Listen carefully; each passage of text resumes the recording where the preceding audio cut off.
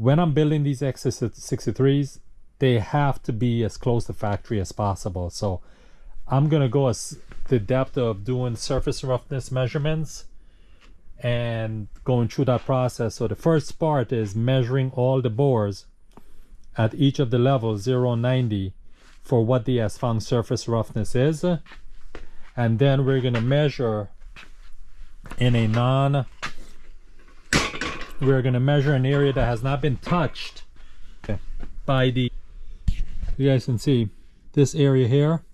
This is where the cylinder, the piston rides, but way below that, at the bottom is still virgin material that hasn't been touched. So we're going to measure that to get a baseline of where this was originally at, and then we're going to measure the take the surface roughness of the bores, and then we're going to see if that falls within our criteria, and then we're going to go ahead and lap it and then remeasure again.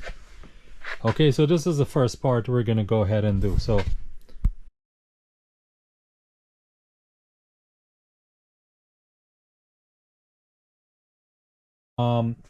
if you can take a look here, this is 1 through 4. Okay, you can see, let's start with 1. This has been honed already, and you can see that dull finish. You can see that dull finish, and even you look down at the bottom, you no longer see that virgin material where the pistons don't touch.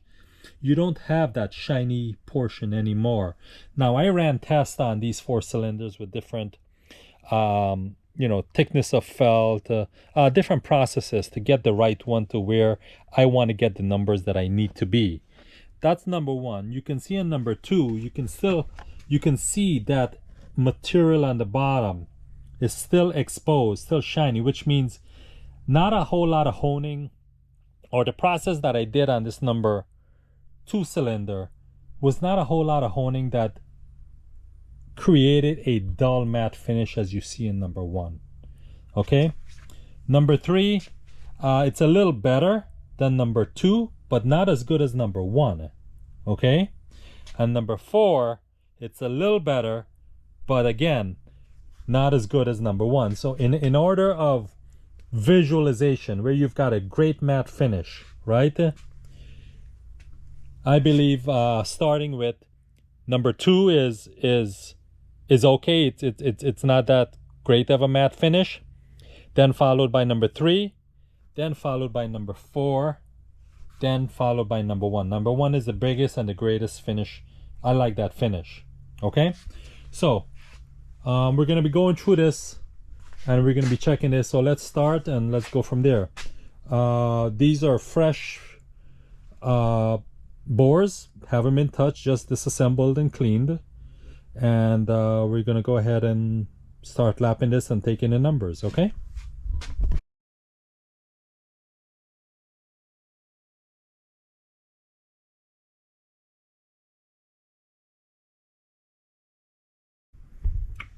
alright guys, we've got our SJ210 profilometer, which you can see I've already got it set to measure the R8, RK, RPK, RVK.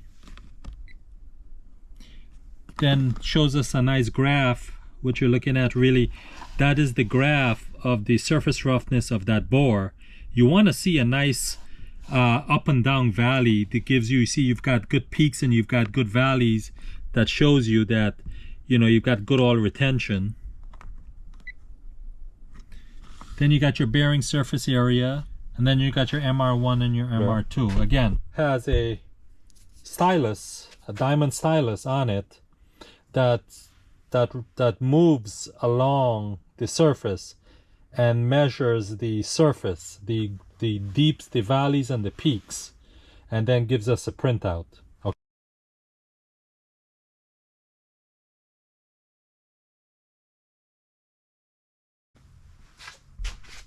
We're going to be measuring at 3 positions. We're going to be measure about 3/8 of an inch from the top. We're going to be measuring about 3/8 of an inch from the bottom of the stroke, and then the middle portion between that. Okay, and then we're going to be measuring at our 0 position, which is B here. Okay.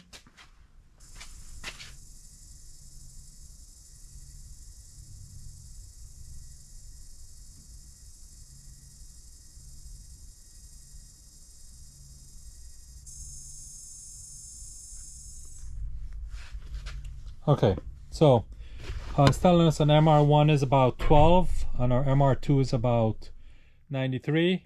MR1 is a little bit low. Now you're thinking, hey, that's the original virgin material that hasn't been touched. But you got to realize, even though it hasn't been touched, over the cycle of this 80-something thousand miles, all that oil residue that's contained burnt carbon and those minute microscopic materials of carbon has embedded itself into those valleys.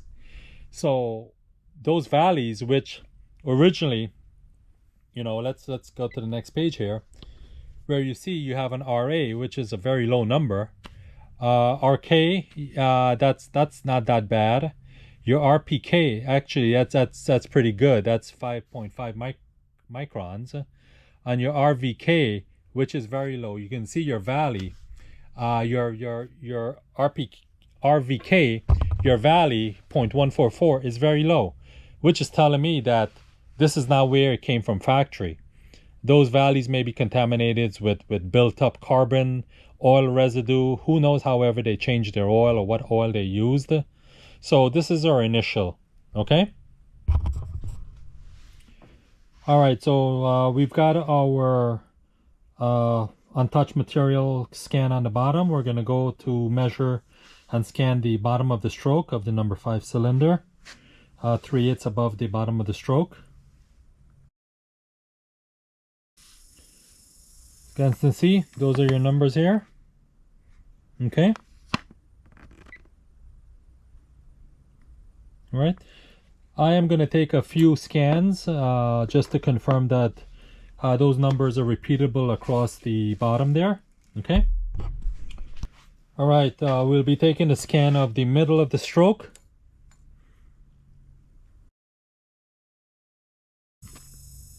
Here's your MR1, MR2.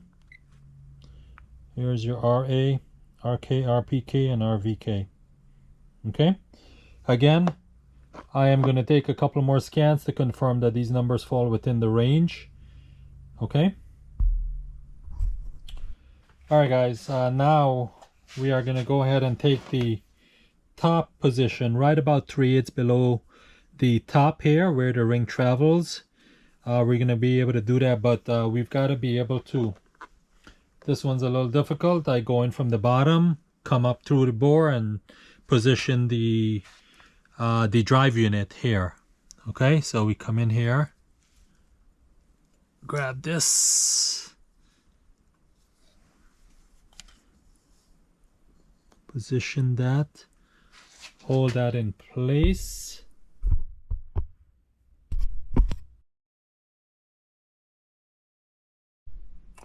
All right, following up back on the number 5 cylinder at the top position. Took a couple more scans and I've got the number that's representative. So this is what's representative of your MR1 and MR2.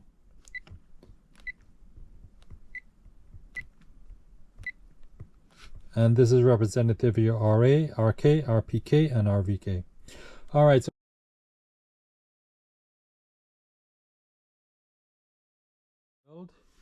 we are on our last cylinder, cylinder number 8, to go ahead and lap this in and see what our surface numbers looks like. So you can see here, number 8 has not been honed.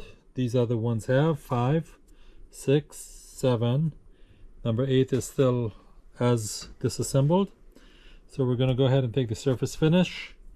Then we are going to go ahead and lap this and see what our numbers look like. Okay, here we've gone through the majority of the cylinders 1 through 7 with the silicone honing. 1 through 4, and then 5 through 7 we've gone through and we've done the silicone honing through a variation of different processes. You know, we have utilized different hones, tensions, different felt pad thickness, different spread, just a variation of different processes that we've documented across these cylinders. And the point of this is that we're trying to determine which process is the most efficient and the go-to process to achieve the surface finish numbers that we want. Surface finish meaning that what's the RPK, what's the RVK, what's the RK, and then visually which one looks like a nice dull finish that we want to put our rings in to mate. So again, we've gone through 1 through 7. Now our last process, we're doing cylinder number 8. We've gone ahead and we've got a new tool here. This is a professional honing head that you can adjust, and you can see we've got it attached to our drill here. This has got a felt pad with the honing head, that you've got the felt pad that you can adjust with the tension. This is to me, I believe this is a more rigid process and a controlled process for what we're trying to do, but we'll find out how the numbers look on this. So let's get to it. Okay, so first thing that we're going to go ahead and do, we've already taken our as-found surface numbers. Now we're going to go ahead and coat the cylinder, and then we're going to go ahead and lap this in, and then take first round of readings and see what that looks like.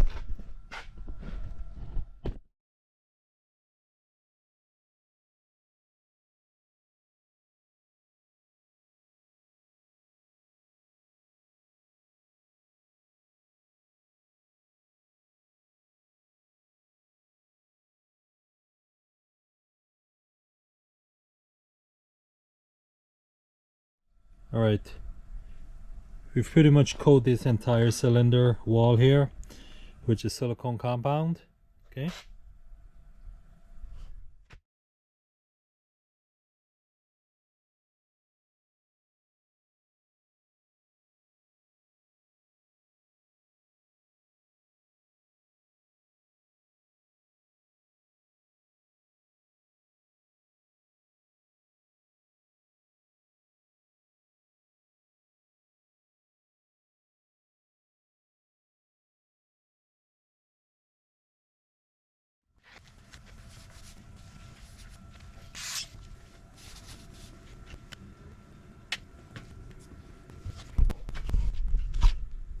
Initial looks pretty good. We've got the dullness, visualization of the dullness all the way to the bottom. You can't see really much of that virgin material anymore. Let's clean it up a little bit more section and take some numbers.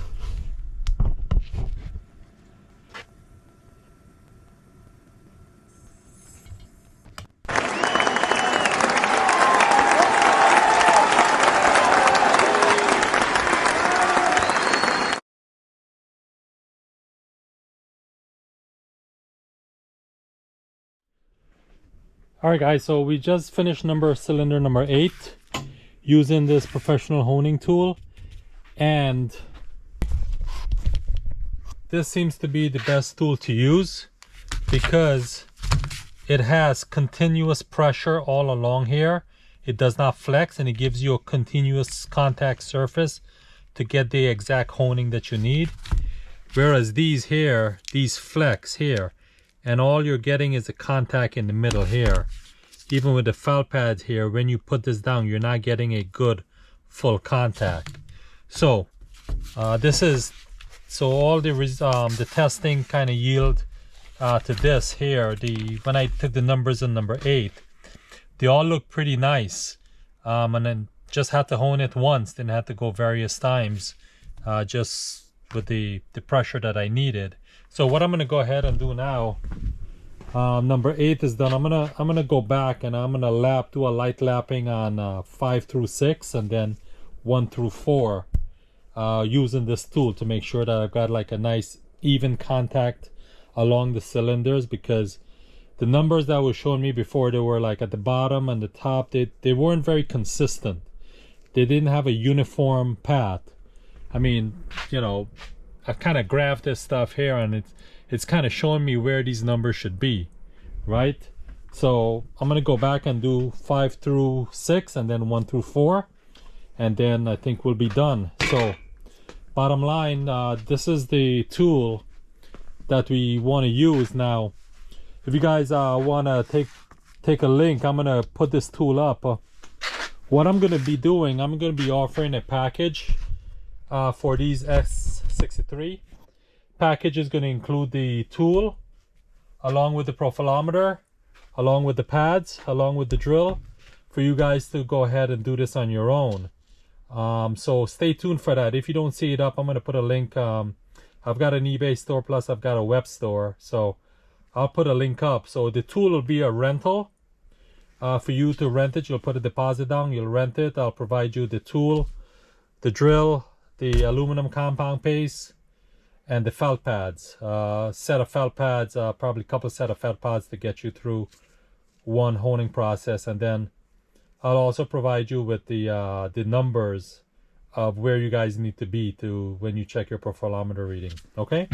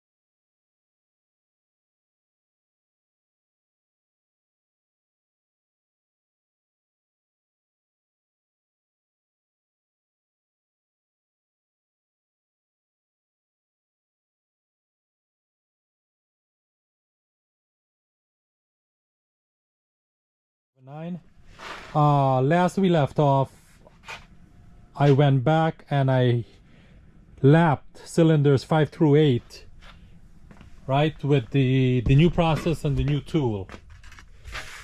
It allows even contact from the top to the bottom, and you can adjust this to be able to expand and to set your tension against your cylinder wall, and then you've got good contact surface, even contact with good tension and pressure against the cylinder wall. Whereas this, you've got this flexibility that in the end, what happens, you end up getting a arc effect a little bit, and then what you're doing is that you're only contacting like maybe 1 inch or 1.5 inch, and you're trying to get that tone. And what end up happening is that when you do your profilometer reading, I mean, what you're gonna see, a good sign is to look at the virgin material after, if you do use this tool, and what you'll see is that you're still shiny on the bottom, and then you may have some shiny on the top, but the center may be a nice dull finish. That's because you're only contacting this area. You're really not doing much on the bottom, you're really not doing much on the top. So I kind of went through various different type of hones, and the last time I'm using this, I'm not using this anymore. I'm really going with this, and this here, I can adjust this, right? If you look at that, I can adjust this, and that's coming out. I can set that to any tension that I want. Back it off, comes back in, and I've got 4 contact points.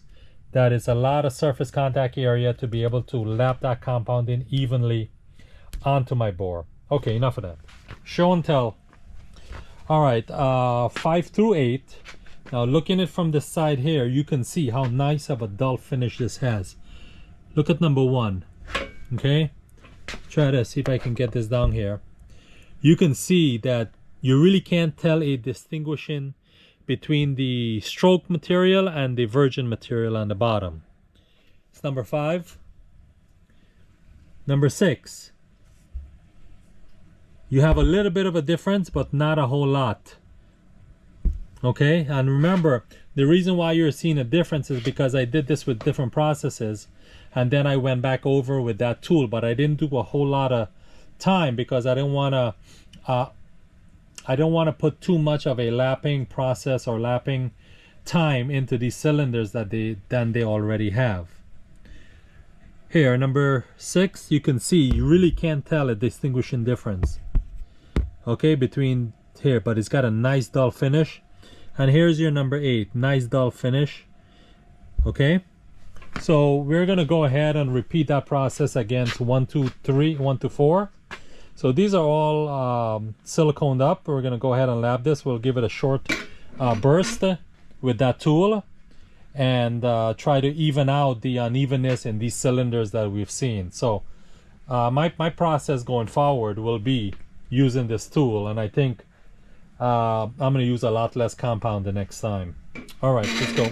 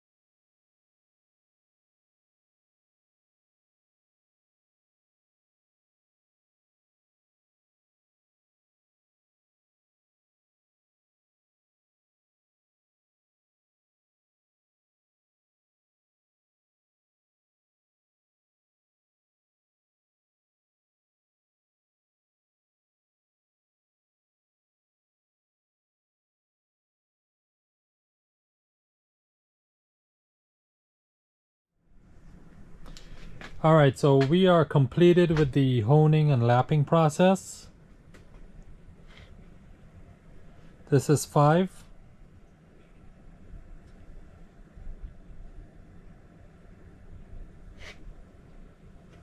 Six.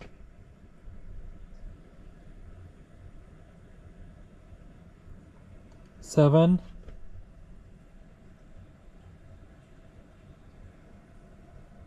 8.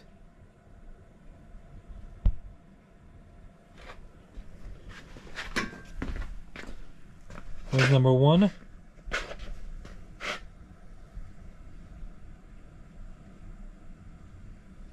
Number 2.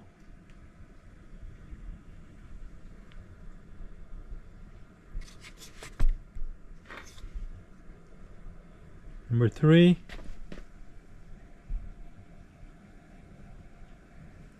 And number 4. So we are going to start to we have to clean this block up, which is a laborious task. There's aluminum silicone compound in all the crevices. You can see all inside here. So this is going to be a submergible hot solution to get all this stuff out with a pressure to be able to pressurize these ports. So that's going to be the next task, and before that we're going to take some final roughness numbers, all the cylinders, and kind of compare them to each other, see what that looks like. But initial numbers looks pretty good. I'm very happy with the numbers, and it matches the dull finish.